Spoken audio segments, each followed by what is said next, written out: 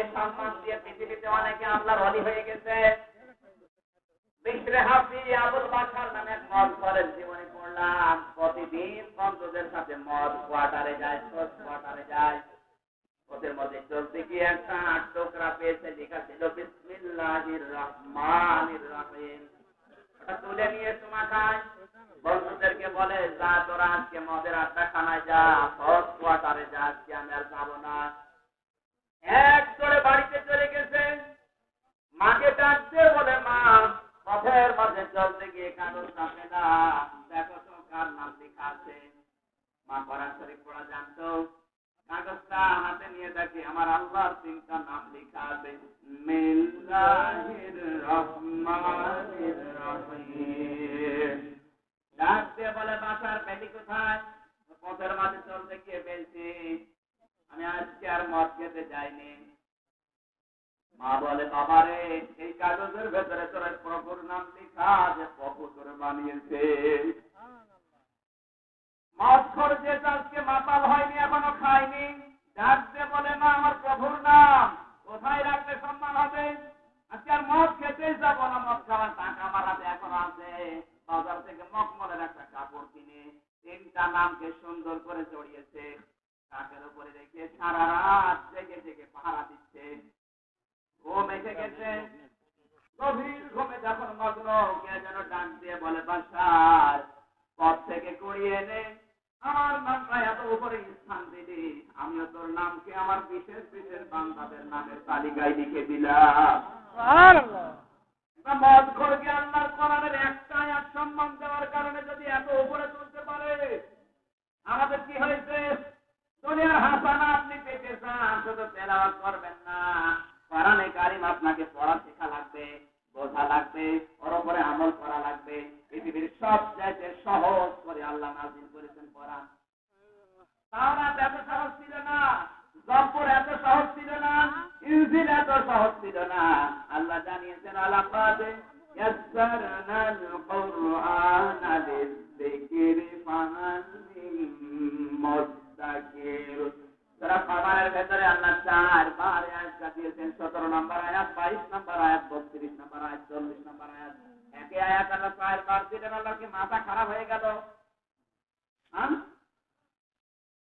এত সহজ করে কোরআন দিয়েছে, এরপরও কোনো মানুষ এখানে পড়ে না, বোঝে না, উপদেশ নেয় না। এ আফসোস করছেন কে? আরো জোরে বলেন। আল্লাহর এই আফসোস থাকতে দেবেন? এই মুহূর্ত থেকে যারা পারেন না, এত সহজ মাদ্রাসা তৈরি করে দিয়েছে, যারা ছাত্র শুধু তারা পড়বে না, যাদের বয়স হয়েছে তারাও যাবেন। সরকার যারা দায়িত্ব আছে তাদেরকে বলছে আলাদা শিক্ষক রেখে দেন, এলাকায় কোনো মানুষ যেন কোরআন না জেনে মারা না যায়। কি বলেন? কোরআন শরীফ জানার ইচ্ছা যদি আপনার থাকে, আপনি যদি শিখতে নাও পারেন, তালবে এলেন হয়ে যদি মারা যান, কবরে যাওয়ার সঙ্গে সঙ্গে তালবে এলেন বলে আপনাকে মাফ করে দেবে, হিসাব নেই। কারণ তালবে এলেন যারা মারা গেল ওদের হিসাব হয় না। সুবহানাল্লাহ বলতে পারেন নাই? আপনার 70 বছর বয়সে আপনি শিখতে পারেননি, এটা কোরআন হাদিস না, একজনের জীবনী পড়লাম, লোকটার আগ্রহ ছিল কোরআন পড়া, কিন্তু উপযুক্ত উস্তাদ না পাওয়ার কারণে পারে নাই। লোকটা ছিল কৃষক, মাঠে কাজ করত, সারাদিন কর্মব্যস্ততা শেষ করে এটার নামাজ আদায় করার পরে কোরআন শরীফ নিয়ে পড়ত। প্রত্যেকটা লাইনের উপরে হাত দিয়ে দিয়ে যেত আর চোখের পানি ফেলতো। আল্লাহ, উপযুক্ত মানুষ না পাওয়ার কারণে তোমার কোরআন আমি শিখতে পারি নাই, কিন্তু কি আছে এর ভেতরে আমি তো বুঝি না। রব্বুল আলামিন তার এই আগ্রহটাকে কবুল করে নিয়েছে। মরণের পরে যখন কবরে রেখেছে, তার ছোট্ট মেয়েটা স্বপ্ন দেখে, ডাক দিয়ে বলে বাবা তুমি কেমন আছো? কেমন আছি? আমার জীবনে কোনো ইবাদত আল্লাহর পছন্দ হয়নি, প্রতিদিন আমি যে কোরআনে কারিমের প্রতিটা অক্ষরে হাত দিয়ে দিয়ে শেষ করতাম, এইটা আমার আল্লাহর ভালো লেগেছে। জীবনে কিছু কবুল হবে না আমিও জানি, এই কাজটা কবুল হবে, কারণ কোরআনের পেছনে যে যতটুকু এগিয়ে এসেছে আল্লাহ তাকে ফিরিয়ে দেয়নি। দুনিয়ার হাসানা পেতে চাইলে পড়া লাগবে কি? বিসমি রাব্বিকাল্লাযী খালাক, আল্লাহর নামে পড়াশোনা করা লাগবে। আর বাস্তবে আমরা দেখি আল্লাহর নামে যারা পড়ে না, এই মানুষগুলোর চরিত্র 100 ভাগ ভালো হয় না। আমার এই নিজের চোখে আমি দেখেছি, উস্তাদ ওযু করছে আর ছাত্র পানি দিচ্ছে। আমার এই চোখে আমি এইটাও দেখেছি, ভার্সিটিতে বিশ্ববিদ্যালয়ে শিক্ষক ক্লাস নিচ্ছে আর ছাত্র কলার ধরে স্যারের মাইরে এসে চড়াচ্ছে। দুইটাই তো ছাত্র, একটার ভেতরে কোরআন আছে আর একটার ভেতরে কোরআন নেই। কথা বলেন ঠিক কিনা? আপনার সেইয়া জিয়াবা মুক্ত হয় না, মদ ছাড়ে না, মাদকের শব্দগত সন্তান নষ্ট হয়ে যাচ্ছে। একটা সন্তান যদি মদে আসক্ত হয় পুরো পরিবার ধ্বংস করে দেয়। আহ্বান জানাচ্ছি নওগাঁর মানুষগুলোকে, ছোটবেলা থেকে যদি ওর হাতে আপনি কোরআন তুলে দিতে পারেন, প্রতিদিন সকালবেলা যদি ওই ক্লাস 1 থেকে মাস্টার্স পর্যন্ত প্রত্যেক দিন 1 পৃষ্ঠা করে কোরআন করতে পারে, কোরআন হাতে নিয়ে বলতে জীবনে মদের গ্লাস হাতে নেবে না। আমরা নিজেরা দেখেছি বিশ্ববিদ্যালয়কে ঘুম থেকে উঠে মদ দিয়ে কুলি করছে। এই ছেলেটা ঘুম থেকে উঠে মদ দিয়ে কুলি করে, কয়েকদিন পরে কি হবে, কয়েকদিন পরে এমপি হবে, কয়েকদিন পরে ওসি হবে, কয়েকদিন পরে দেশের দায়িত্বে যাবে। ও কোনদিন কোরআনে কারিম সহ্য করতে পারবে? আরো আসতে বলে রক্ত আমাদের কোরআন, আর আমরা রক্ত না আনা দুনিয়া করে দাও। শুধু রপ্তানা আদিনা পড়া না, কাবা শরীফে যাওয়ার পরে আমার ব্রেন খুলে গেছে। এত মানুষের কথা কেন পড়ে, আমার আল্লাহ কেন তাদের মুখ দিয়ে বের করে নিচ্ছে। এখন থেকে তামাম দুনিয়া আল্লাহ আয়াতের ভেতরে রেখেছে। আর আমরা প্রতি 5 ওয়াক্ত নামাজের পরে ইমাম সাহেব রব্বানা আতিনা ফিদ দুনিয়া পড়ে, আর মুসল্লিরা বলে আমিন। আমিন কি বলে ওই তো বোঝে না। আপনি দুনিয়ার কল্যাণ চান, পড়া রাখবে। 2 নম্বরে দুনিয়ার হাসানা আমার আল্লাহ জানিয়েছেন, দুনিয়ার হাসানা হচ্ছে কোরআনে কারিমের হেদায়েত নেওয়া লাগবে। আর হেদায়েত আরো জোরে, কোরআন শরীফ যদি কাউকে হেদায়েত দিতে না পারে, আল্লাহর কসম ওর কপালে হেদায়েত নেই। বাংলাদেশের মানুষ কোরআন থেকে হেদায়েত নিতে চায় না, হেদায়েত পেতে চায় বাবার কাছে। আরো জোরে বলুন। আপনি বাস্তবে দেখেন কোরআনের কাছে আসে না।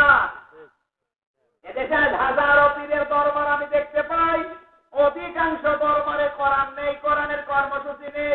ওর বাবা যে কর্মসূচি দিয়েছে ওইটাই চলছে।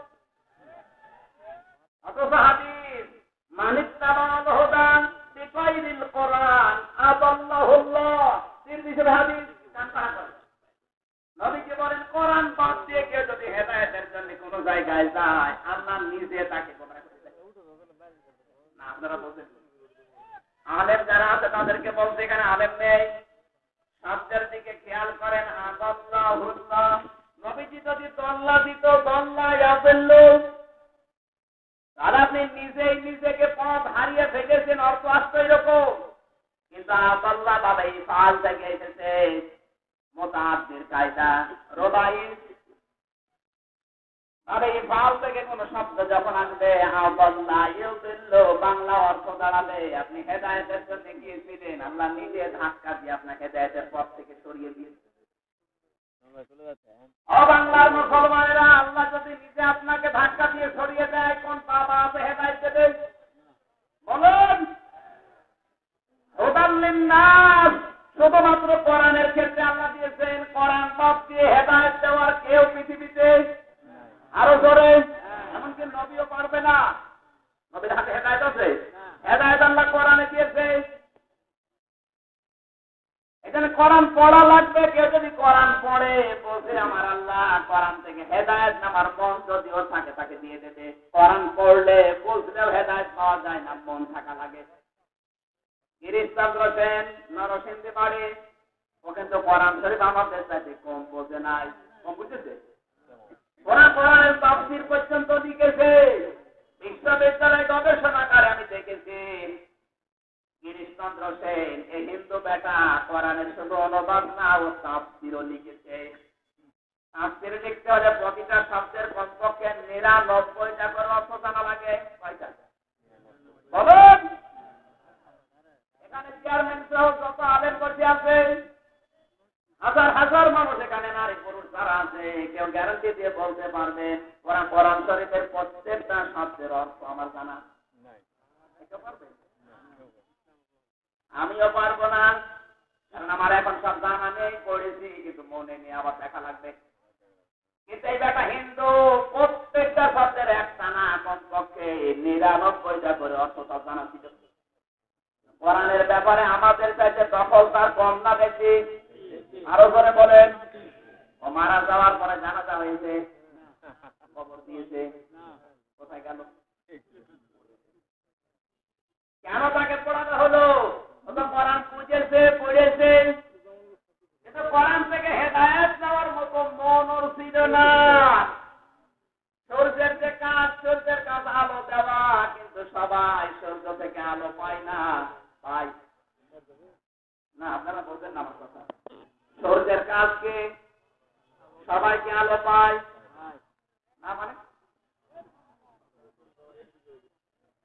কথাটাকে বলবেন নাকি আন্দাজে হা হা না না করবেন না। সূর্যের আলো সবাই পায় না, অত অন্ধ সেই লোক আলো পায়। এখন দোষ কি সূর্যের না চোখের? আমরা পৃথিবীতে দেখেছি কারো ক্ষুধা লাগলে সে যদি খাবার খায় ক্ষুধা মিটে যায়, কিন্তু পিপাসা তার মেটে না। কেউ যদি পিপাসা লাগে পানি পান করবে, পিপাসা মিটে যাবে, কিন্তু ক্ষুধা মিটবে না। মিটবে? একটা মাত্র খাবার আল্লাহ বানিয়েছেন যেটা খেলে ক্ষুধাও মিটে যায়, পিপাসাও মিটে যায়, তার নাম হচ্ছে দুধ। নাম কি? তার নাম দিয়েছে মিল্ক ইজ অ্যান আইডিয়াল।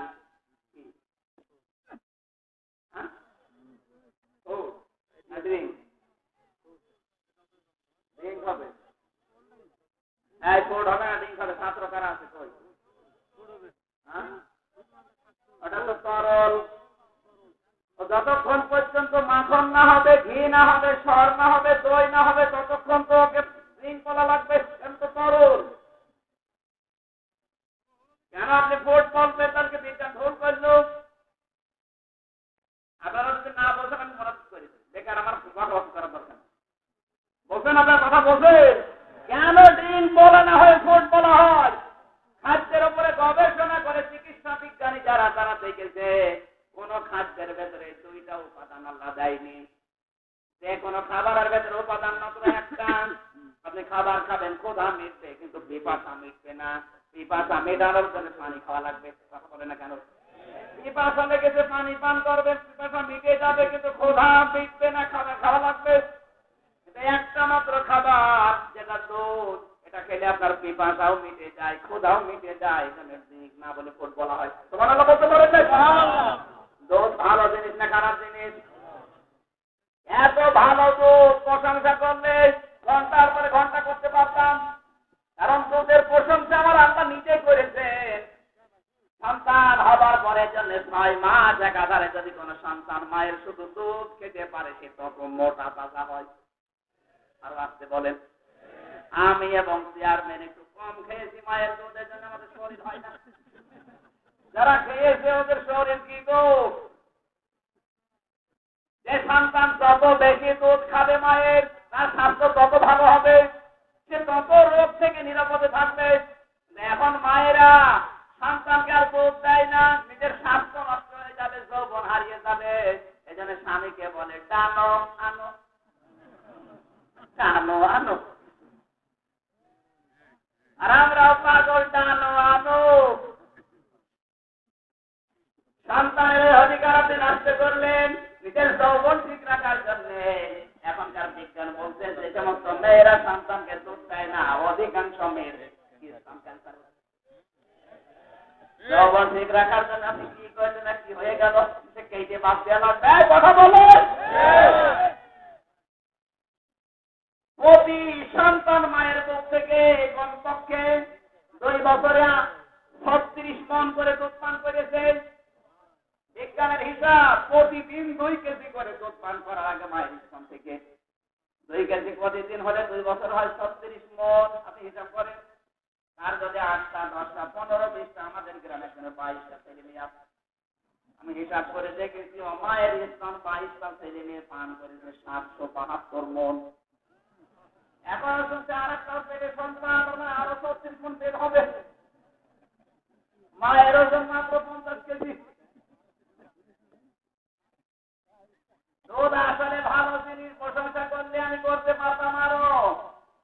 সবার জন্য কিন্তু ভালো। আমাদের রুগীকে কেউ যদি দুধ দেয় সুবহানাল্লাহ কেন লাইন হবে পায়খানার সাথে, কথা বলেন ঠিক কিনা? দুধ ভালো সবার জন্য ভালো না, কোরআন শরীফ ভালো সবার জন্য ভালো না। কোরআন থেকে হেদায়েত নেওয়ার মন আপনার নেই, আপনার জোর করে আপনাকে হেদায়েত দেবে আল্লাহ অত পাগল না।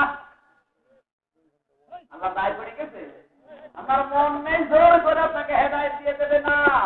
কোরআনের হেদায়েত যদি বাস্তবে কেউ পেতে পারে, কেউ যদি কোরআনের হেদায়েত পায়, তাহলে আমার আল্লাহ বলেন শান্তি শক্তি নিরাপত্তা দিয়ে ভরে দিতাম। কোরআনের হেদায়েত কাকে বলে? জ্বলন্ত হেদায়েত। আমি কি দেখাবো? কমাচ্ছে না শেষ করবো? 12টা পর্যন্ত থাকবেন না?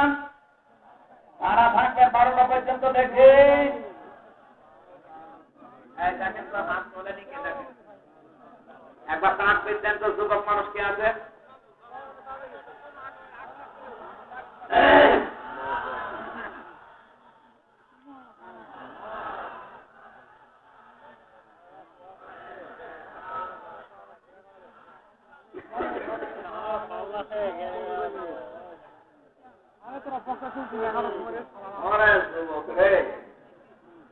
আলহামদুলিল্লাহ। কোরআনের হেদায়েতের জ্বলন্ত প্রমাণ লক্ষ্য করবেন হাদিস থেকে বলছে, একটু শেয়ার করা লাগবে। দল মত নির্বিশেষে এই কথাটা শোনা লাগবে। হাদিস খলিফাতুল মুসলিমিন হযরত ওমর এশার নামাজ পড়ে রাষ্ট্রের দায়িত্ব শেষ করার পরে বাড়িতে আসলেন। প্রবেশ করে দেখলেন ঘরের বারান্দায় একটা টুকরা লাশ 12 টুকরা করে রেখে দিয়েছে। তাও মাসুম বাচ্চা। চিন্তা করলেন আমাদের যে কোরআন শরীফ চলে, কোরআন আইন দিয়ে দেশ চলে, আর আমার ঘরের বারান্দায় 12 টুকরা মাসুম বাচ্চার লাশ, এত বড় ক্ষমতা কার? তদন্ত কমিটি গঠন করলেন। 3 দিন পার হয়ে গেল, কোনো খবর কেউ দিতে পারে না। হযরত ওমরের খাওয়া দাওয়া বন্ধ হয়ে গেছে। আমার দেশে আমি দায়িত্বে থাকাকালীন একটা নিরপরাধ মানুষ মাসুম বাচ্চার 12 টুকরা লাশ হয়ে গেল। আমি আজ বিচার করতে পারলাম না, আমি কি জবাব দেব? আর পৃথিবীর দায়িত্বশীল মানুষ যারা আছেন, প্রতিটি দায়িত্বশীল মানুষ যদি এই চিন্তা নিয়ে দেশ চালায়, পৃথিবী চালায়, আর পৃথিবীতে কোন ক্ষোভ হবে না। মানে জাতিসংঘ গঠন করে বসে আছে, ওআইসি গঠন করে বসে আছে, কাবা শরীফের দেশের মালিক হয়ে বসে আছে।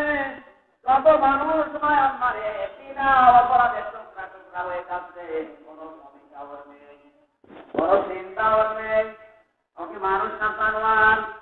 আরো ধরে বলেন। হযরত ওমর বলেন আমি দায়িত্বে আছি, আমার দেশে একজন মানুষ 12 টুকরা হয়ে গেল, খাওয়া দাওয়া বন্ধ হয়ে গেছে টেনশনে।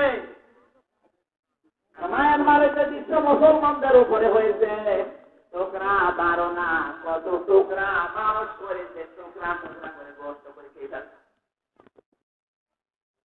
একজনকে পেপারে দিয়েছে আমাদের এক মুসলিম বোন, জিন্দা অবস্থায় তার লজ্জায় স্থানরা থেকে ফিরেছে। এই কঠিন অবস্থা পৃথিবীর নিকৃষ্ট জাতি এখন এই মেলা পর্যলায় লাভ পোশাক খাইতাম। আগে ছেলে ইহুদিরা, এখন এই বর্বর অসভ্য নিকৃষ্ট পৃথিবীর কুকুরের চাইতে খারাপ এই মেলা পর্যলা। ওদের কপালে হেদায়েত নেই, কারণ আমার আল্লাহ নিজে ওদের বিরুদ্ধে মামলা দেবে। ইন্নামাস সাবিলু আলাল্লাযীনা ইয়াযলিমুনান নাস। সূরা ইয়াসিন নাম্বার আয়াতের প্রথম অংশে আল্লাহ জানিয়েছেন, আমি আল্লাহ মামলা করব তাদের বিরুদ্ধে দুনিয়ায় যারা মানুষের উপর অত্যাচার করে। যে অত্যাচার মায়ানমারে হয়েছে, এটা শুধু অত্যাচার না। প্রধানমন্ত্রী গিয়েছিলেন রুকিয়ায়, আমি গিয়েছিলাম 10 তারিখে, উনি গিয়েছে 12 তারিখে। একটা মাসুম বাচ্চার মুখে তার নির্যাতনের কথা শুনে উনি কেঁদে ফেলেছে। উনি কোন উদ্দেশ্যে তাদেরকে আশ্রয় দিয়েছে জানি না, কিন্তু তার ইমানের সাক্ষ্যের প্রমাণ এটা যে ইমানের দাবি পূরণের জন্য মায়ানমারের মুসলমানদেরকে আশ্রয় দিয়েছে।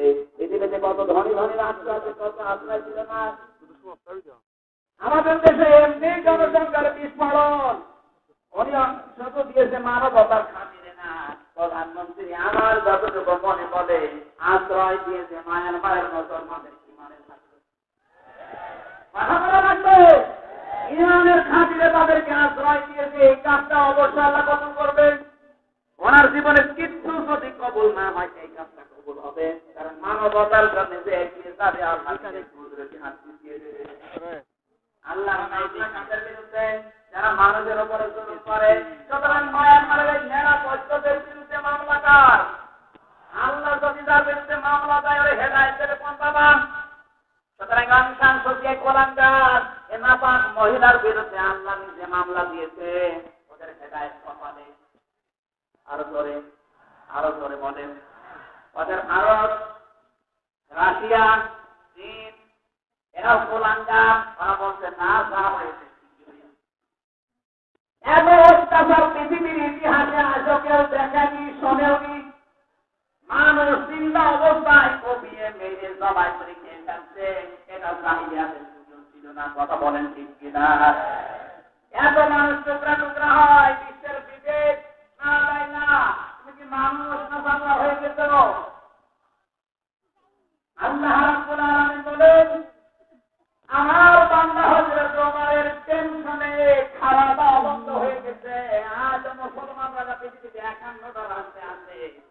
এর দোকানের মতো আজ যদি সবাই অধিকার দিত যে মায়ের মুসলমানদের যত টুকরা করেছে ওই নেড়া পর্যন্ত অত টুকরা করবো, আমার মনে হয় করাও লাগতো না, হুমকি দিয়ে বন্ধ হয়ে যেত। আমরা এখান থেকে যদিও অংশান সূচির কান পর্যন্ত যাবে না, এটা আরস পর্যন্ত যাবে। প্রতিবাদের ভাষা দিয়ে বলছি, আমরা মুসলমানদের পক্ষে আছি না নেই? লিল্লাহি তাকবীর, আনকোরআনের আলো। মুসলমানরা যেখানে, কাফের মুশরিক যেখানে, পৃথিবীর নিকৃষ্ট জাতি এখন এই নিরাপত্তায় লাল পোশাকধারীরা।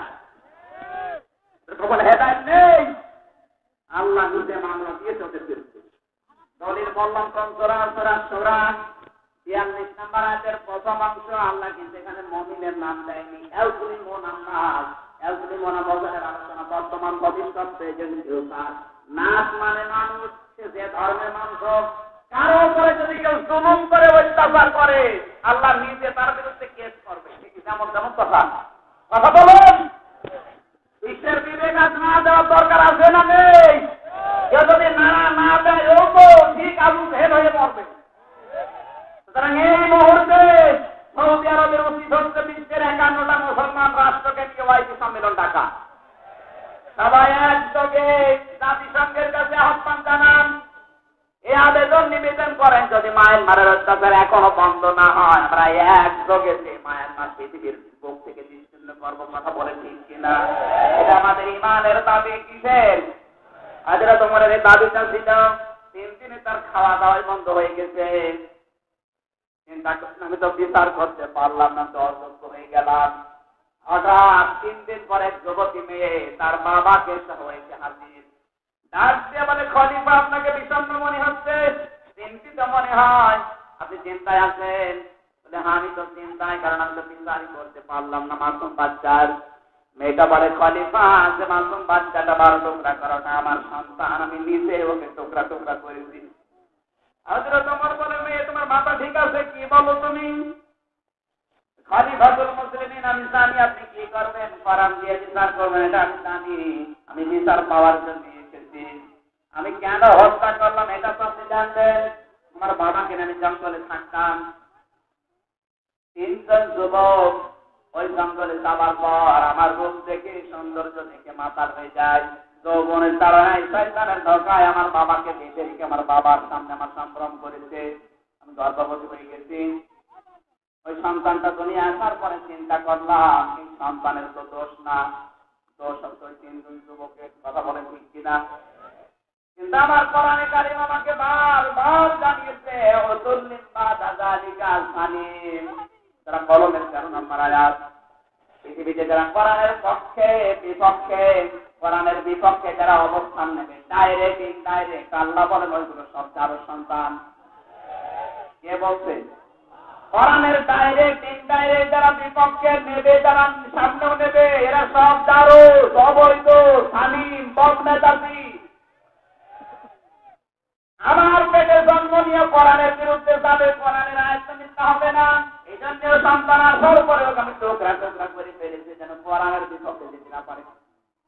কিন্তু কোরআন শরীফ আমাকে বাঁচতে দিল না, বারবার আমার বিবেককে তাড়া দেয়। মানুষ হত্যা করার বিচার যদি দুনিয়ায় না হয়, মহান আল্লাহ কিয়ামতের দিনে বিচার করবে। আর দুনিয়ায় যদি কোনো অপরাধের বিচার একবার হয়ে যায়, মরণের পরেও বিচার আল্লাহ আর করবে না, বিনা বিচারে তোমাকে মাফ করে দেবে। খলিফা আমি বাঁচতে চেয়েছিলাম, কিন্তু কোরআন আমাকে বাঁচতে দিল না, আপনি তাড়াতাড়ি আমার বিচার করে দেন। হযরত ওমর কোরআন দিয়ে বিচার শুরু করবে, হঠাৎ করে তাকিয়ে দেখে তিনজন যুবক ডাকতে বলে, খলিফা রায় এখনই দেবেন না, এই মেয়েটার দোষ না, দোষ আমাদের। যৌবনের কারণে আমরা এই কাজ করেছি শয়তানের ধোঁকায়, আপনি যদি মারতে চান আমাদেরকে মেরে ফেলেন। হযরত ওমর বলে, অবশ্যই তোমাদের বিচার করা হবে, কিন্তু 3 দিন তোমরা দেরি করলে কেন? যুবকেরা বলে, খলিফা মনে করেছিলাম বেঁচে যাব, ওরা যদি না পড়ে অসুবিধা নেই, কিন্তু কোরআন শরীফ আমাদের বাঁচতে দেয়নি। কোরআনের আয়াত বারবার আমাদের জানা দিয়েছে, কুতিবা আলাইকুমুল কিতালু ফিল কতলা কিসাসু ফিল কতলা। ইমানদার রাজা তোমাদের উপর লিখে দিলাম, হত্যার বদলে হত্যা, এই আইনটা কার? আরো জোরে বলেন কার? দলমত নির্বিশেষে বলছি, হত্যার বদলে হত্যা, এই আইনটা যদি 46 বছর আগে সংসদে বাংলাদেশে কায়েম করে পাস করে দিত, বঙ্গবন্ধু হত্যার বিচার আমরা আরো আগে পেয়েছিলাম। আরো জোরে বলেন। এত যে খুব হইতো না, তাই ইসলাম করেছিল, বাইরে গেলে খুন, ঘরে থাকলে খুন, যাবো কোথায়? এই খুন বন্ধ হয়ে যাবে যদি কোরআনের হেদায়েত বাংলাদেশে চালু থাকতো। কথা বলেন ঠিক কিনা? হযরত ওমর সবার বিচার করে দিলেন কোরআন দিয়ে। আমার শিক্ষা দেওয়ার বিষয় এখানে, এই যে 4 জনে 3 জন পুরুষ আর 1 জন মহিলা, সবাই কিন্তু অপরাধী, সবাই কি? আরো করে বলেন। কিন্তু মরণের আগে তাদেরকে ঈমান দিয়েছে কোরআন শরীফ, কারণ কোরআনের হেদায়েত এসেছিল।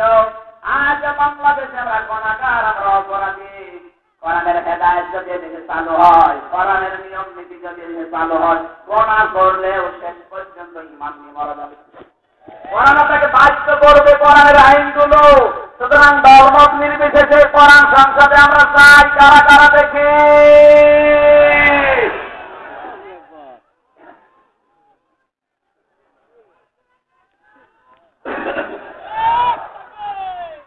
আলহামদুলিল্লাহ সম্মানিত ভাইরা, আলহামদুলিল্লাহ বসে।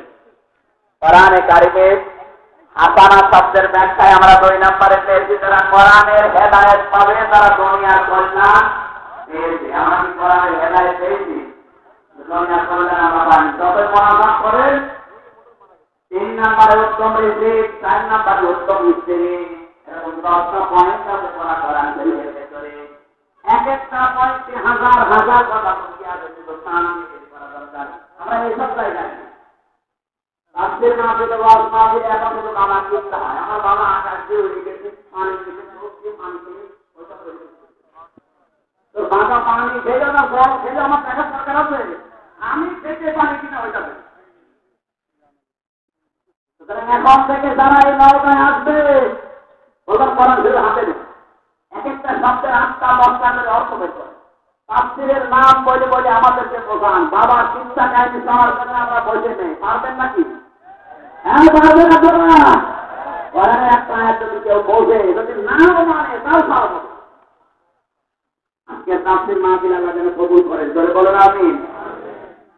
তার জন্ম 30 এরপরে 30, 31 তারিখে একটা মাহফিল আছে নদীপুরে, কৃষ্ণপুর। নদীপুর কৃষ্ণপুরে আমার মাহফিল আছে 31 তারিখে। ওরা 9:30টায় চলবে। ওরা যাদের সময় আছে ওখানে যাবেন। আজকে 12টা পার হয়ে গেছে।